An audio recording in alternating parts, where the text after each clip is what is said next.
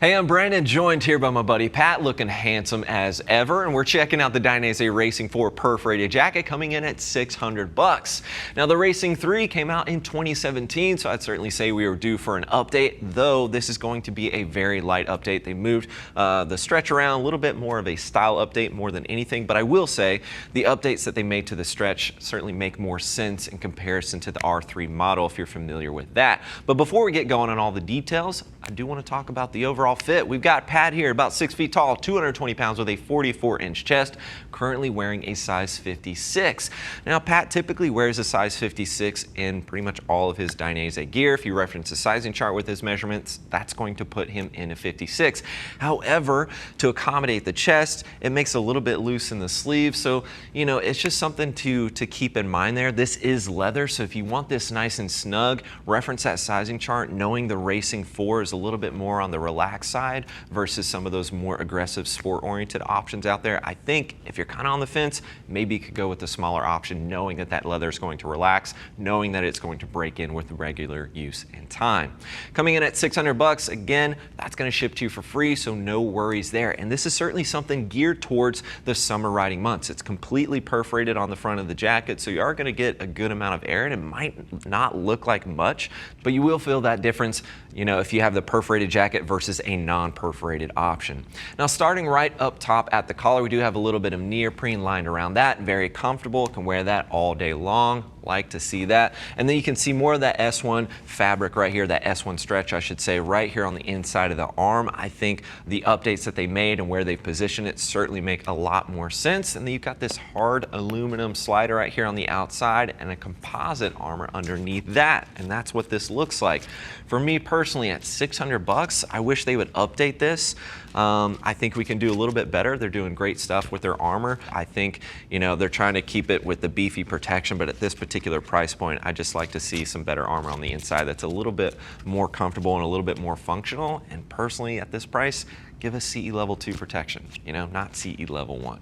So as we continue working our way down the arm, little pop of blacked out reflectivity right there. As we swing down, you get more of that composite armor, which is very sizable, and I understand why they utilize that armor right here in the forearm, but I still think it could use some updating to make it a little bit more comfortable in this particular area. Then you've also got perforation working its way down the arm as well. And then as the main entry here, it's just going to be a zipper right there at the bottom of the cuff. So very straightforward on that. Swinging over to the chest, more perforation, blacked out Dainese logo. They've got a few different color options within the line there, so you can easily change that up if you wish to do so. 2 hand warmer pockets on the side. Pat, go ahead and face that direction for me, sir. Strike that riding position.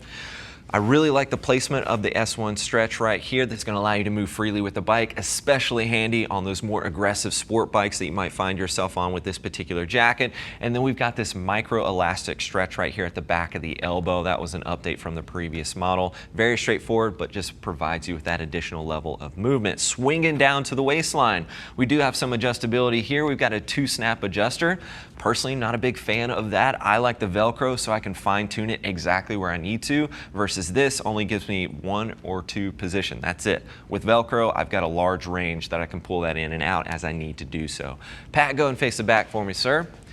You can see we've got some blacked out reflectivity right here in the Speed Demon. It looks a little unfinished. Usually we see a little bit higher quality coming out of Dainese, and this came right out of the warehouse, so I'd like to see that a little bit more fine-tuned there. Not a deal breaker by any stretch of the matter, but it is something we noticed. Perforation running all along the back, and then again, you're getting more of that micro elastic stretch right there. Slight drop seat at the rear, and of course, no back protector is included. It's pretty much par for the course these days with a lot of manufacturers, but you can easily throw that in there if you wish to do so. There is a pocket there. Pat, go ahead and face the front for me, sir. Take a quick look here on the inside.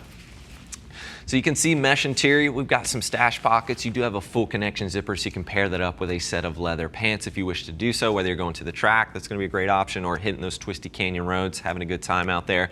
You can pair those up with a set of leathers and help eliminate that gap and just add some additional safety there.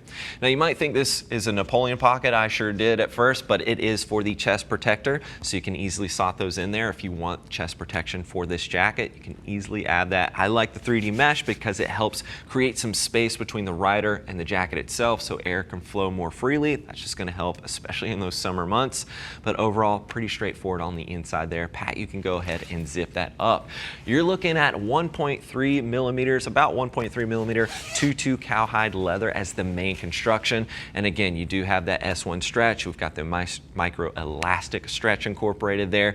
If you're looking to step it up, something a little bit more sporty, a little bit more aggressive, you could check out the Avro. It also has more stretch, but not by much, and it's going to cost you about $100 more. So personally, I think nowadays, considering the Racing 4 and how much stretch they've implemented and how well they've utilized the stretch, I don't know if it's worth that $100 bump to the Avro personally, but to each their own, it is an option for you.